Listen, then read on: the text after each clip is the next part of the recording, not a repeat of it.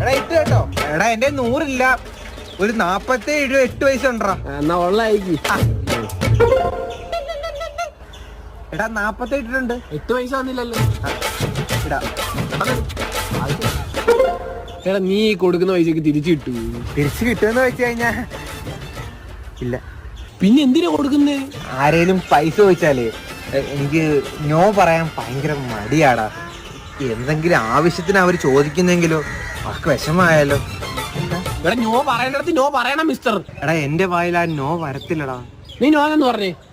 No no no no. Hello 30 രൂപ Akhil. No ചേട്ടാ ഒരു 30 രൂപ. നോ അയച്ചു തരത്തില്ല, കൈ തരാം.